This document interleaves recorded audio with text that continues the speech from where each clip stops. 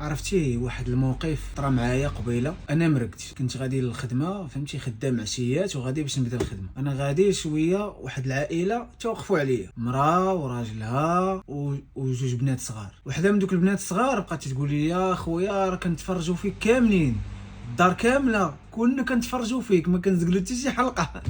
وقالت لي راه درت على التليفونات كاملين كلهم، درت لك منهم فولو، كلهم تندير منهم لايك، وما كنزقل حتى شي فيديو. حتى انا راه مرقت والله. ما عمرني كنت كنتوقع اني شي نهار غادي نتلاقى مع عائله كيتفرجوا فيا. انا حشمت ومرقت. بقاو تيشكروا فيا بزاف وقالوا لي واحد الحاجه اللي فرحاتني، راه الفيديوهات ديالك والنصائح ديالك كلهم كنديروهم وكلهم استفدنا منهم، حيت هما كيطلعوا للطوبيس بزاف. قالوا لي راه فاش كنبغيو نطلعوا للطوبيس كنجيبوا معنا الصرف، الا كنا نطلعوا للطوبيس ديال 110 ريال كنجيبوا معنا 110 ريال، الا كنا نطلعوا للطوبيس ديال 130 كنجيبوا معنا 130. قالوا لي كلهم كيجيبوا معاهم الصرف باش ما يطيحوش في داك المشكل ديال الصرف. غير هذه بوحدها راه فرحات. بعدا الفيديوهات ديالي كاينه فيهم شي استفاده، زعما ماشي كنهضر على الخاوي. وقالوا لي راه كنستافدوا من كاع الفيديوهات ديالك. انا حشمت، انا بقيت تنقول لهم شكرا شكرا شكرا. المهم هذا هو الموقف اللي طرا ليا وقلت نشاركه معاكم. يلا.